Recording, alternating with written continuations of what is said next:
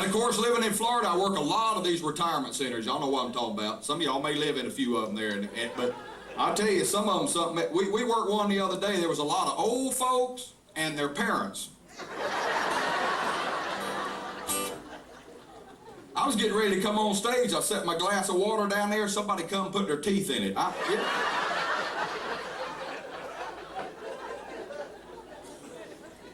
We work one retirement center. Them people were some fun people, though. They got a drink there. It's milk of magnesia and vodka. It's called the Phillips Screwdriver.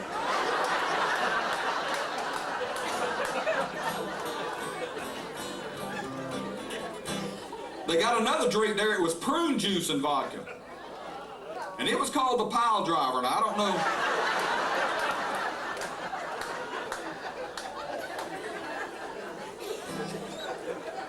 And speaking of prunes, I tried that prune diet here a while back. Y'all been on that prune diet? Every morning I get up and I ate 2 big old cups of prunes.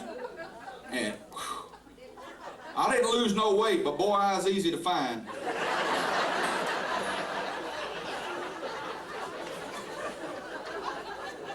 And when it gets winter time, you know, you get that cough and cold. I know how to cure that cough and cold. Every morning get up and eat 2 big old cups of prunes, because all day long, I guarantee you, you won't cough. Oh, you'll want to, but you'll hold it back.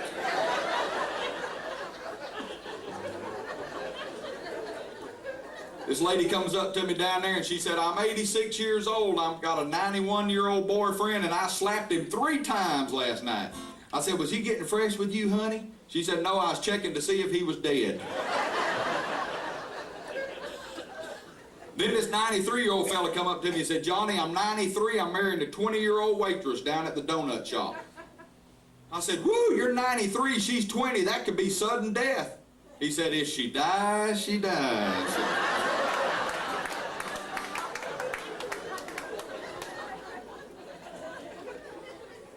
I met this one lady down there and asked her, I said, how long y'all been married? She said, we've been married 65 years. I said, well, what is the secret for a long marriage, hon? And she said, well, he just won't die.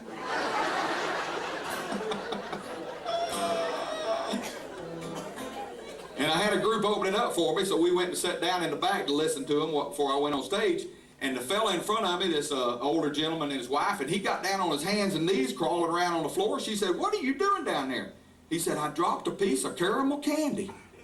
She said, well, you ain't gonna pick it up off the floor and eat it, it'll be dirty. And he said, yeah, but my teeth's in it.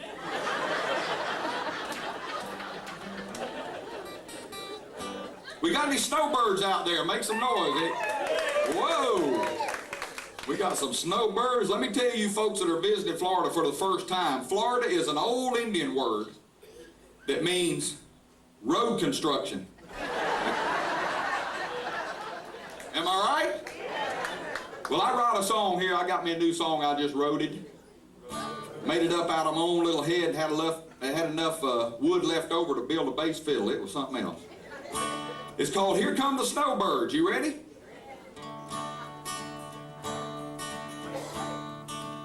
Here come the snowbirds, driving down the interstate. They're headed for Florida. They just can't wait.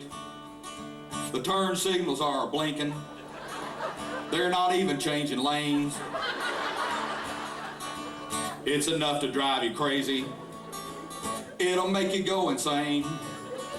When I'm trying to do something, they tell me there's a better way. We don't do it like that up north, is what they always say. If it's snowbird season, then why can't we shoot them?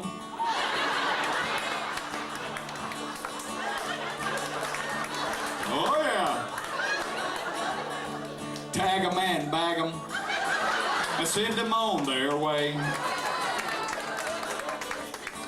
Well, last winter, you ain't gonna believe this. Last winter, and it was February, they sent me to Michigan.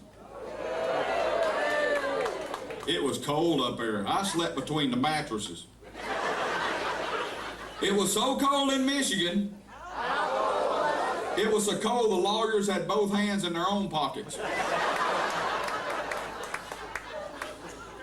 And we left one weekend, went down into Kansas. Now, a lot of you folks down here in Florida, y'all think Florida's flat, but we got trees and bushes. In Kansas, they ain't even got no trees and bushes. It's just flat. I sat on the front porch up there with a farmer. We watched his dog run away for 3 days.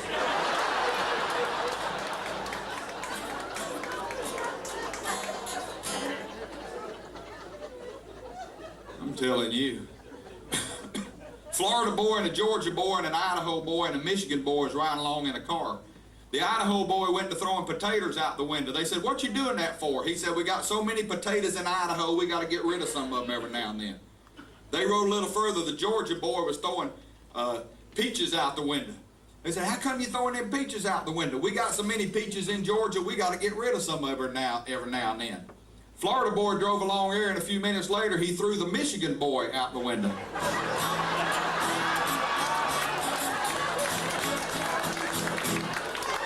Oh, yeah. Then we got over in Indiana, Illinois, Ohio. Any of y'all from up in there? Like I said, y'all talk funny. This one lady up there, I believe it was in Ohio, and we were at a dinner theater, and she walked up to me and she says, "Have you dined? Have you dined?" I said, "Lady, down south we could say, have you dined in one word? Jeet. J-E-E-T, it's a word, look it up." She got ready to leave. She said, "Shall we depart? Shall we depart?" I said, "Lady, we could say, shall we depart in one word. Sco."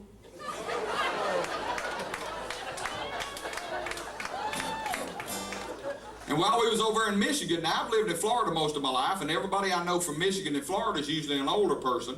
And so when I got to Michigan, I thought there was going to be a lot of old people in Michigan. There ain't no old people in Michigan. They turn 65, the kids put them in the car and send them to Florida.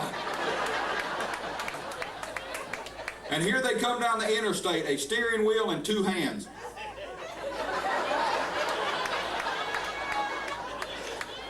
Oh, yeah.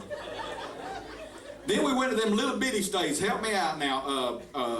Rhode Island and Maryland and Delaware and Connecticut, New Hampshire, New Jersey's up in there. We ended up in Pennsylvania. Whoa! We got some Pennsylvania folks here. Did you hear about the Mennonite boy that married the Amish girl? He drove her buggy.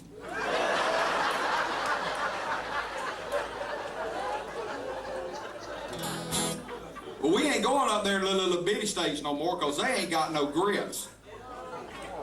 I called the waitress over one morning. I said, "Do you have grits?" She said, "Not since we sprayed."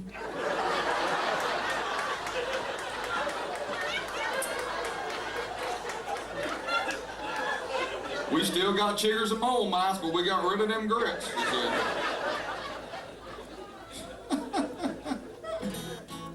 Then I went to New York City. Woo! Of course, they put me in the worst part of town. Street signs didn't say walk, don't walk. They said shoot, don't shoot. Scary up there, baby, I'm telling you. I asked the clerk, I said, "Is this a quiet neighborhood?" He said, "Well, of course, they use silencers on their guns." And I never had rode on no subway in my whole life. But some of y'all done that, ain't you? Rode on a subway. So I went out front to the bellhop out front. I said, "How far is it to the subway?" He said, "It's about 6 blocks." I said, "Well, how long you think it's going to take me to get there?" He said, "Well, I don't know. Ain't nobody ever made it yet."